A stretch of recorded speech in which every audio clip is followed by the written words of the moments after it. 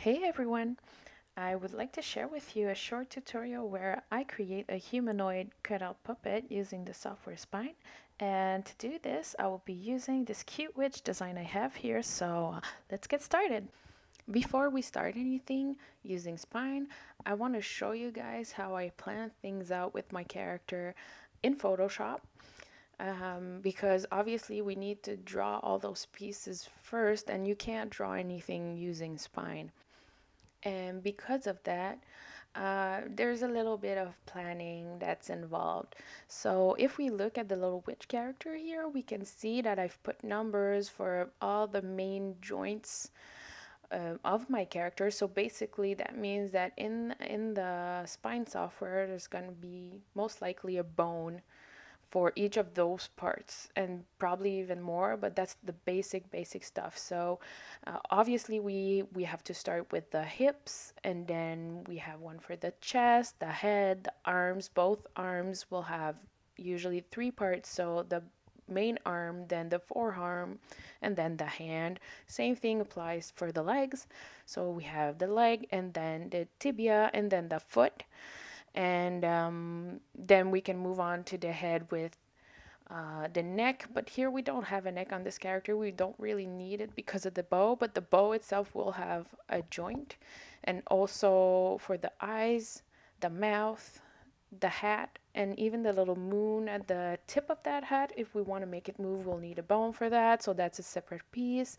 And usually I will also put a bone for the hair, and I have these fun little flaps at the back of the dress, and I also want to make them move, so this will be a little bit different. So for you guys who would like to do some mesh animation, I'll be doing mesh animation with those two little flaps, and that's also going to be covered in this tutorial. If ever this is your very first cutout character that you're trying to do in Spine, don't hesitate first to sketch it out and do just like I'm doing with my little graph there. Try and figure out where all the joints are going to be in on your character so that you can plan in advance when you start sketching in Photoshop. Also, don't hesitate to create a character that's maybe simpler than the one I'm showing to you today. I mean, if you feel a little bit overwhelmed with having to animate arms and legs and everything in between because there's so many pieces, you can always do a simpler, maybe a monster design that's got no legs but two arms. There's nothing wrong with that, and hopefully the tutorial is going to cover all the things you need to still be able to animate that kind of character. So here we have the little witch character with all the little pieces that we need to build her up in Spine. Basically, I drew each of these little parts using Photoshop, nothing too fancy. But here are your few things you might want to keep in mind when you're drawing your pieces. So as you might notice in this character design, I keep the shading kind of simple, so mostly like cell shaded character, because when you move those pieces around, there's a better chance of them aligning when you rotate the pieces. You could go into some very fancy shading and rendering if you wish to do so, but I wouldn't recommend starting with that when you're doing your first puppet character. You can go online and see some people are doing amazing things with Spine and using the really fancy shading. Look it up, but me, I prefer doing the cell shaded kind of character so that it's simpler to align the pieces, make it work all together, and when you animate them, it's just easier. The other thing you want to keep in mind when you're doing your pieces for your character is try and think of it on the z-axis and not just doing each part without thinking what's overlaying, underlaying each part. For example, if we take into account the witch's hat, I've done it in three pieces. So obviously there's a little moon because we want to animate that separately. But then we have the top part of the hat that covers the head. And we have the rim there. That's a separate piece that I'm going to put in the back because I want that to go behind the head. Both those pieces are going to be on the same bone. So when we move the bone, it's going to move the hat all together.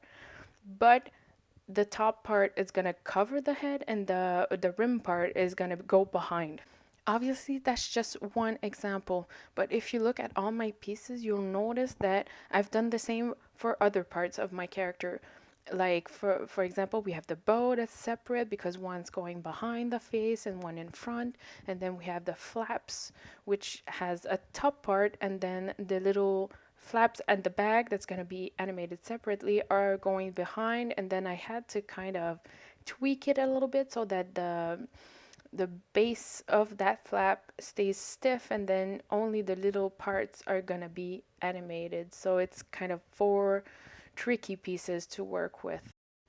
I also wanted to show you how to work with parts like hands or eyes where we have many pieces that are going to be hand animated. Obviously they were hand animated in Photoshop, I guess, and then once I build it up in Spine, I'm only going to use one of those parts, but the other parts are still available so that when I animate it in the timeline I can switch from one hand to the other if I wanted to move a certain way or hold something or not hold something, or for the eyes obviously it's closed or opened.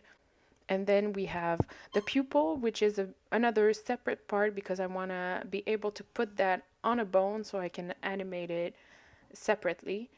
And finally, there's also the mouth. In this example, I didn't do more than one part, but you'll notice maybe in my animation that I've actually added the parts later on. When I'm drawing all my parts, it's important to keep in mind that I keep all those edges actually very round. It's not oval, it's not square, it's round. The roundest I can keep them, the easier it's going to be once I build my character. And this is especially important for parts like the arm, the forearm, the hand, the legs, and the neck. Oh, here we're lucky the neck is going to be hidden, but usually when we have a head and it's not covered with a big bow, you still want to keep it very round. And if you're not too sure, you understand the reason why we have to keep them round, you'll notice it quite quickly in my own tutorials. Sometimes it's not quite perfect, and once we put the bones and try to align them together and try to rotate the pieces, you'll see that even I struggle, even though I'm used to doing it. So there's often a little bit of tweaking that I need to do in Photoshop even after I've built my puppet and I've animated it a few times. I notice a few things that needs some changes, and usually it's because it's not round enough. And finally, the last thing you might want to keep in mind is to create yourself a naming system for all your pieces so that you don't get too lost once you import them in Spine. So try and find clear names, and also make sure that you mention which one is for the left side and the right side. So now we can move on to Spine. When you open Spine, it will usually give you a new empty scene. If that's not the case, you can always go in the Spine menu and create a new project. But now I realize it might not be a good idea to start right away in Spine and maybe show you what's my thought process when I build a hierarchy of bones. So I made a graph here with my character, but also a screenshot of the hierarchy, final hierarchy in my Spine file. When you build your puppet, everything starts from the hip. This is the first bone you should create in your hierarchy.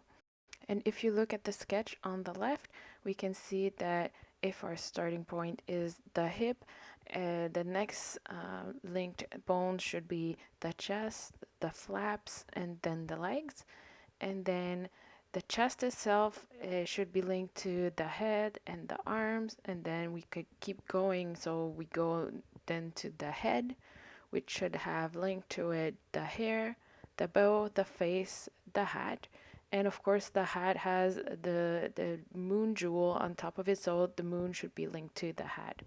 I'm also including a screenshot of my final hierarchy in Spine so that you can refer back to it if you're unsure while you're building your own puppet. Don't hesitate to come back to this screenshot and maybe analyze how I've done it. You might have also noticed that I've added an extra bone that's not mentioned anywhere so far. The very first bone is actually a scaling bone. This one is for animation. I use it for things like maybe creating a shake effect. So if, for example, my character is jumping, I need to use the body bone to do the up and down moving, and then maybe some squash and stretch using the scaling. But then if I want to add a little shake once it hits the ground, I might not be able to use the body bone anymore to do this. So I use the scaling bone to do all these extra animation, so it's kind of layering the animation of the full body. If you're unsure if this bone would be useful to you, you don't have to include it for now. You can always add on bones later on once you're in the animation stage. Spine is very versatile for that. It will allow you to move things and add bones without affecting any of your animation. It's pretty convenient. You can see that I'm already creating new bones in the tree view for my puppet character. You can do so by going at the bottom, you create a new piece and then select a bone. Then you might want to go to the image folder and link it up to that folder where all your pieces are. Once I've done that, the first thing I want to put in my puppet is actually an extra bone for the template. I usually save up a PNG of my full character so that I can look it up while I'm building my puppet. You can assign it a bone and then just quickly deselect the select box so that you don't click it by mistake, and you can make it transparent so that it's not too much in the way. You could even build the character on top of it if you wish to do so. From then on, creating a new parts for your puppet is pretty straightforward. So we want to start with that body bone, and on it attach the hip, and then from there on we want to attach the chest, and we'll move up, assign the head on the chest so that you have to think of it as a hierarchy. An easy way to do it is to remind yourself, if I move this bone, what do I want it to move all together? So if I move the hip, usually it means I want to move everything. But then if I move the chest, it might be just the chest, the head, and everything assigned to that head. So maybe the hair, the hat, and everything else, and then the arms too. And then when we move back to the leg, for example, I don't want to move the chest and have a leg move. So you'd go and say, okay, the bone for the leg is assigned to the hip, but then everything on that leg, so the leg itself, the tibia, and then the foot should move together. So you have to keep in mind that you create a bone, and then when you create a new bone, if you select the current bone, it's going to assign it as a parent.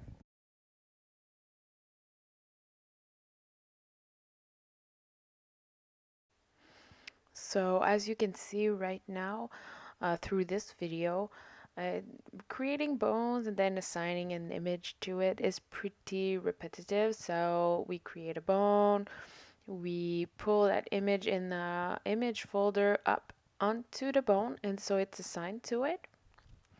And then we leave it at that for now, because we could be moving the bone and try and test the rotation of it, but I don't want to do it right now. So the first step for when I'm building the puppet is always just to make sure the hierarchy of all those bones are correct, and then assigning the right image to that bone.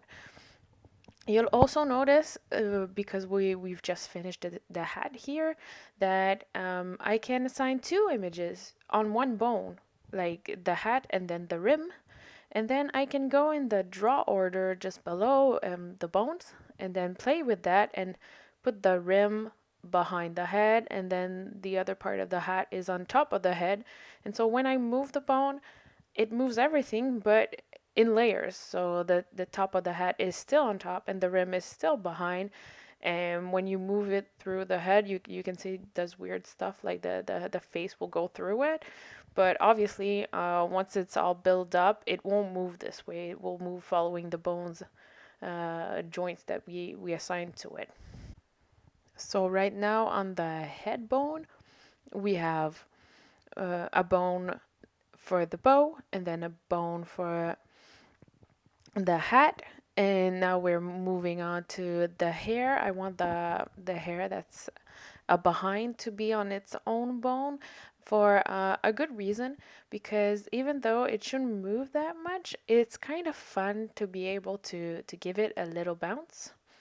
So on that bone, the hair backbone, I'm putting just the little two parts there, and you can see me like move up and down so that we give it a little bounce. We can give it also a little rotation also for fun. And then the hair that's on top, I'm not gonna put it on that bone because I don't want it to move with this bone. I want it to move with the head bone instead. And after that, I want to move on to the face. So I'm assigning the nose. The nose is another good example of a piece that's just going to move with the head. So we want it fixed there. It's not going to be animated in any way at all. It's going to be the same for the eyes too. Like the white part of the eyes is not going to move at all. But then on top of those eyes, I will create a new bone assigned to the head, obviously. It's going to be the lid of the eyes, and then the pupil too. We want separate bones for both these things because we're gonna animate them later on, and we can animate them in many ways. So you want to make sure that they have a specific bone assigned to them to give you that leeway. And here, I think it's our first example, I believe, of us assigning two images on that same bone and assigning it in a particular way so that we can animate it later on. So you'll see what I mean in a few seconds. I'm going to move those because right now when I just pull out the images on the lid bone, the lid left bone, um, it's going to assign two image slots, but I actually want the both those lids to be assigned to the same slot so that it's never showing, you can never show both at the same time when you do it this way. So you can delete the old image slot if you need, and then you can switch from one to the other, and when you animate it, it's only possible to have either one or the other or hide both those lids. So just make sure that you align both of each lid separately. So you just need to click on the image file and then move it and then switch to the other one and move it again, and you're good to go. Oh, here we have a little example of me not writing the right name for the pupil image, or you can always go to the image path and change that back to the right name too. And then we can see how it's going to be animated when we play. We just go over the little file. Is going to show you a preview. Another nice quick tip is you can always go, you see the options at the bottom with you can show the bones, the images, or other things. I like to turn off the show bones most of the time because it's kind of in the way until I actually position those bones. And right now we're not positioning the bones at all. We're just positioning the images. So you can turn it off and then we can turn it back on later. When you know that some of your body parts of the character are pretty much the same, you can always duplicate them like I just did with the eyes.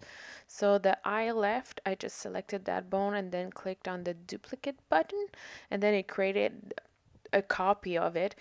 And what's fun, then you can just rename parts of those files if you have a naming system, and it's gonna be a quick, easy change to just duplicate the eyes, and then we switch to the right eye just by, instead of dragging and dropping all those files up and down, you can just change the name, and it's a quick swap for the right images. And then we have our right eye, and it's following the same bone system and then image system than the previous eye. It's much quicker. So you can do this, for example, for this puppet, I'm going to do the same thing for the arms and the legs. So I just do the left leg and the left arm, and then I will go and duplicate and just switch some images when I need to. Yeah, the next step on this character now is just quickly adding a mouth. And then I zoomed out and noticed that I forgot to add the little moon on the hat. So I quickly added another extra bone for the moon piece.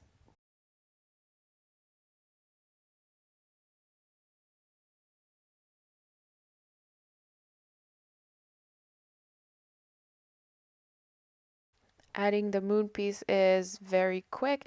So then we can move back to the head bone, and you'll see right away if I rotate it quickly, everything holds together. So that's fun. That part is pretty much complete. Once the head is complete, we can move on to the arm. So I go back to click the chest bone and create a new bone again for the left arm. In this tutorial, I'll be skipping over the right arm because honestly, I just create the left arm and then add the forearm and the hand. And then after that, once I'm pretty sure that my left arm is well built, I just select it and then duplicate it. And I'll be doing the same also for the legs. So I'll skip over creating the right part of all those limbs because it's just repetitive.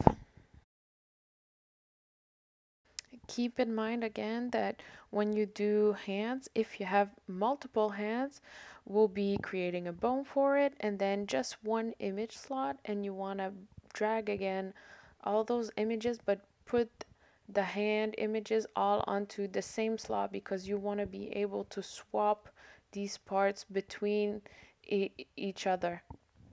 For the left hand, I made one opened, one closed hand, and then on the right arm, I made a hand that's empty or and one with a wand that we'll be using for animation. Never forget that you can always go back in the draw order and then, just flip some images up and down to make sure that everything is in order and no seams are showing. Before moving on to the legs, I actually want to go back to the body part and then add the flaps from the dress because it's going to affect the way I'm going to align the legs after that. So I'll just quickly add a bone for the flap and add the top part and the bottom part, and then I will add extra bones for the two smaller parts of the flaps, the ones that I want to create as a mesh later on. I won't be showing you the meshing system right away. I'll keep that for once everything's built in. But I still want to take the time to add on the pieces and just put one basic bone to make sure that it's assigned and I don't forget to add them.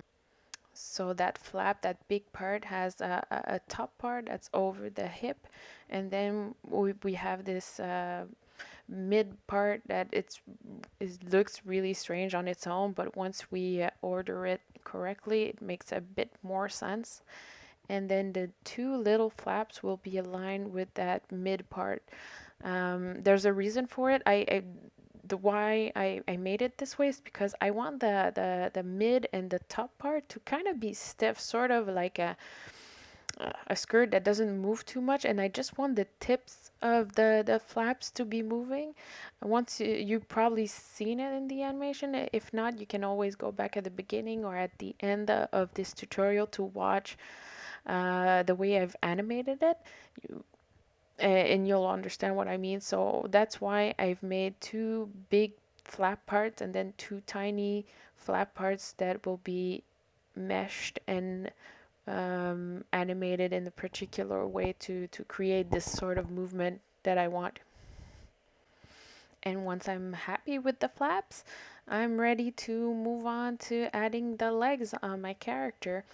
So I'll go back to the hip bone and create a new bone for the left leg. And as you will see, once we play with the bones and the rotation of those legs, you'll notice that I kind of gave myself a little bit too much trouble with those. The poofy pants are not that easy to rig. Like they look easy when you just put the images there. They look really nice, but once you rotate them, it's not as nice or as easy. So it's giving me a little bit of trouble, not right away, but later on. But it's kind of a nice challenge, so you'll see how I have to play with my rig to make it work for me.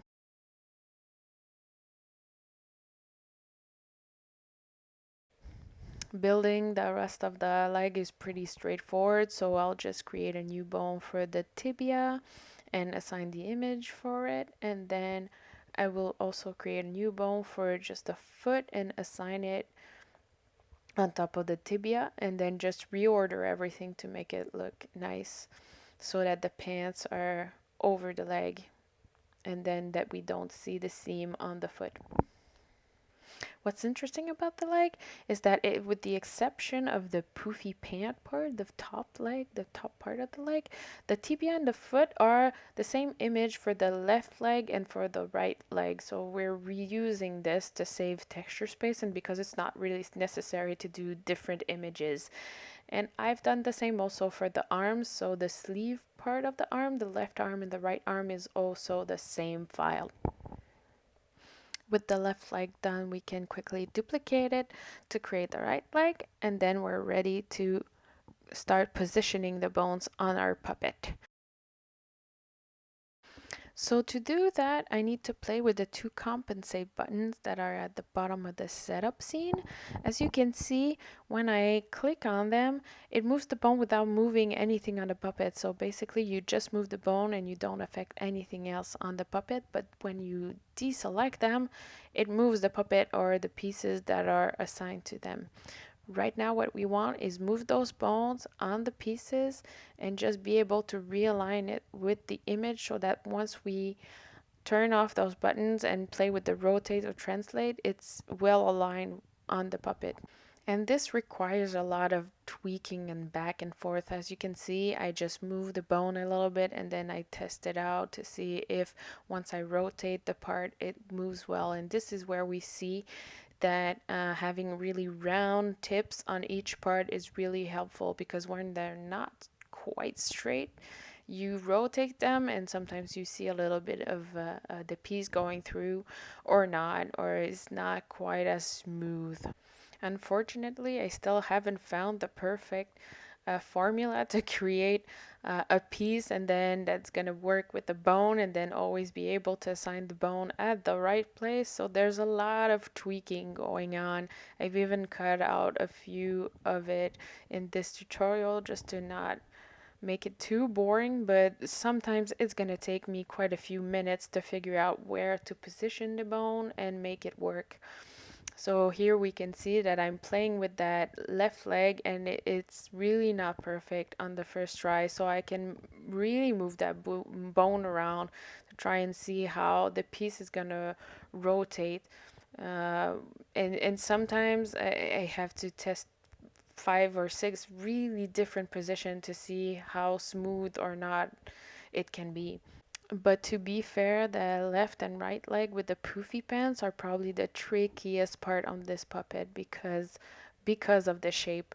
So you'll see me go back and forth until I figure it out. And the only way to make it work is really to rotate. And then sometimes you can even move, like with this leg, you move the piece while it's rotated and you try and align it. And then you try it again and it works or not. It takes a few tries most of the time. A good way to see if it works is sometimes you can also move your cursor on top of the image and you'll see this outline on it, and it helps to align the bone. If you just quickly glance at the image, see where it goes, see the tip of it, and then align the bone in the middle as much as you can.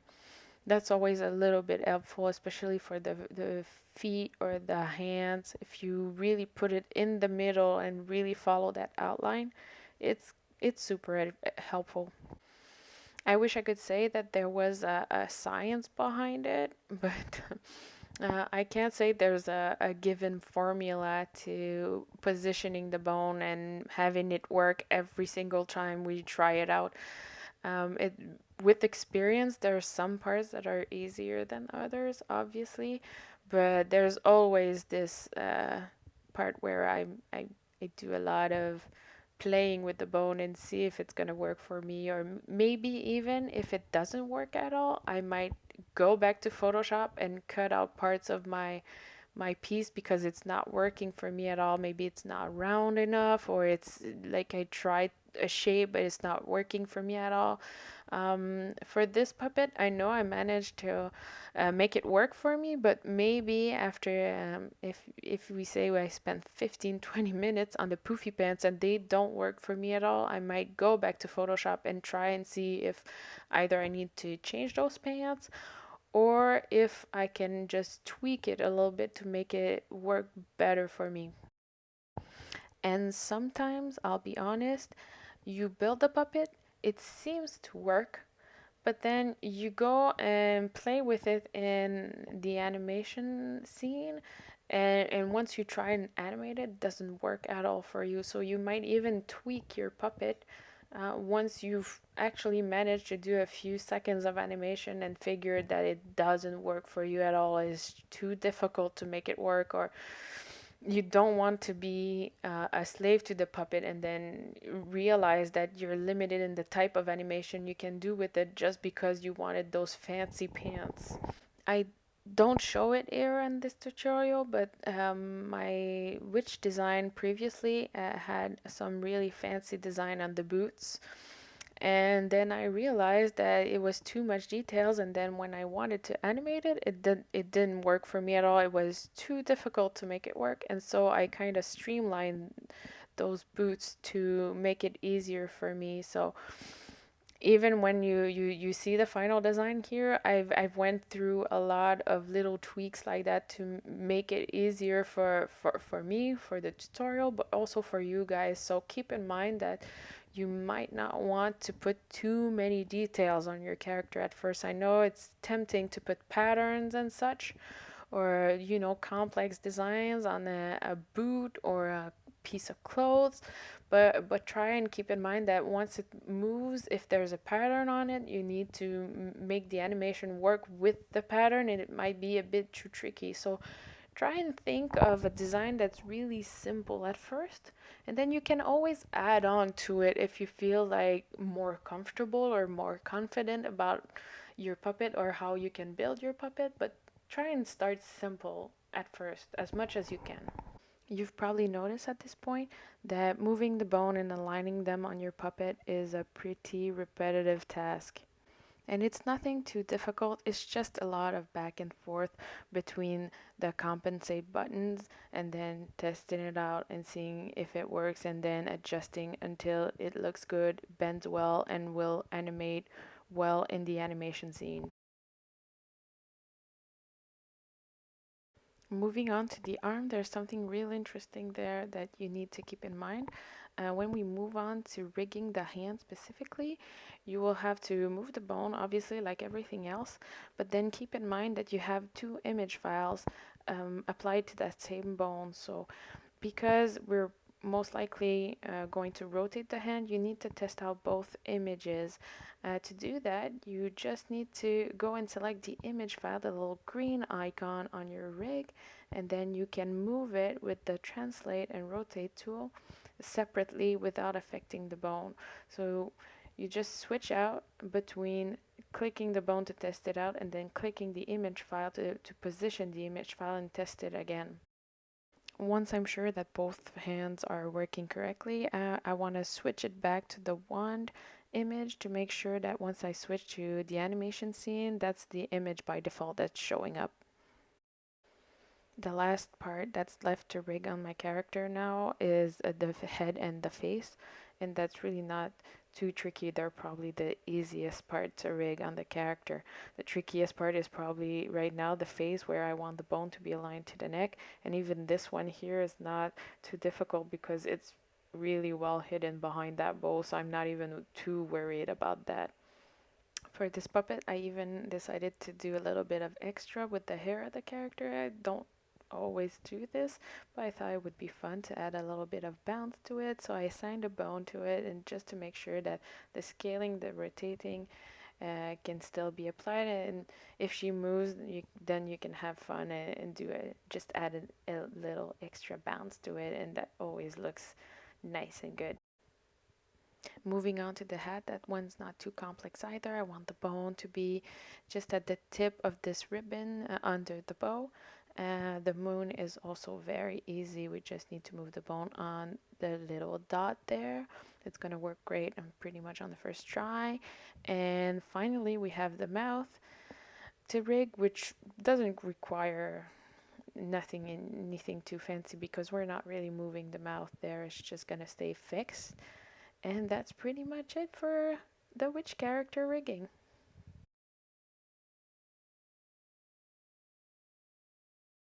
The next and final step will be an overview, a quick, easy overview of doing mesh for certain parts of your puppet and rigging those meshes. Let's go back to the flaps that we left on the side earlier. We'll select the image file itself, which is the green icon in the tree, and then at the bottom, activate the mesh option. From there, you can click Edit Mesh. At the bottom of the setup scene, you will now see the Edit Mesh tools. We'll start with the Create tool. And this allows you to add vertices to your image file. So what we want to do here is assign vertices that will help animate the image. And to do this, we want to divide the flap into slices. Keep in mind the amount of vertices you want to add, so you don't want to add too little so that when you animate it, it looks too chunky, but you also don't want to add too much or it'll be too heavy in game. So I'm trying here to find the right balance. The amount of vertices will be affected by two things. First, the shape of the image itself, and second, the way you want to animate it. Because I want the flap to float in the wind, I only need to make sure it moves nicely from left to right, and cutting it into slices allows me to do just that. I will also cut a line through the center just because the flap is kind of large. If the piece was more slender, I would skip this middle cut. It might require a little bit of experimenting, but you will realize that the way you cut the image is going to affect the way it's going to deform when you animate it. So don't hesitate to try things out, and if it turns out it doesn't work when you assign the bones to it, it's easy to just delete the mesh and start over. And I realized that creating a mesh on a piece of fabric might not be the most interesting thing to do, but I'm convinced that starting with something this simple is the best way to get accustomed to the mesh system. After trying it out on an easy piece like this, you'll understand the tools and be ready to try some of the more amazing things you can do with it. And if you haven't seen any of it yet, I suggest that you go take a peek on YouTube. Some animators are doing insane things with the mesh animation system. It's really beautiful.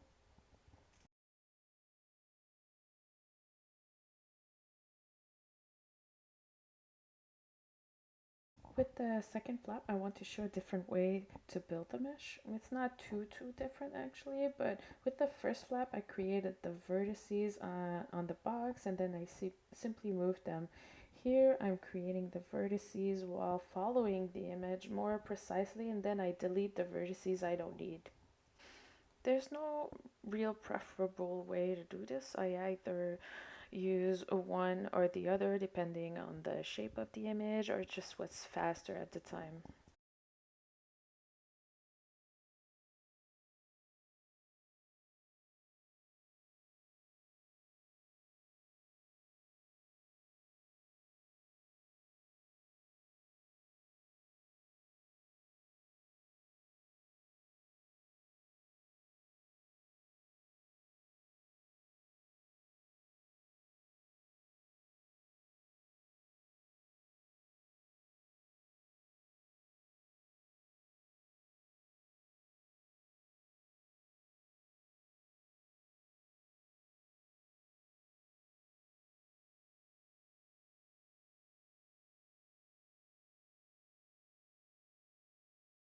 I'm pretty much done with the mesh on this last piece, so the final step will be to create bones and then attach them on the meshed image using the weight tool. Creating bones for the mesh is pretty easy. First select the parent bone and then go at the bottom left of the setup scene and select create. You simply need to click, drag at the proper length and then release. And repeat this until you have all the new bones you need. Just make sure to quickly rename them first before moving on. And now you want to open the wake window, you can find it in the views drop down menu. Once it's open, click on the meshed image in your tree and then go back in that window and click bind. Select the bones you want to assign to it and then click bind again. And to test it out, select the bones you want to move and use the pose tool at the bottom left of the setup scene. And now move the bones. And there you go. We have the flap that's moving just the way we want to. At this point, the puppet is completed and it's ready to be animated. Here are a few examples of animation I've done with my witch. And I hope this tutorial was helpful to you guys, and thanks for watching.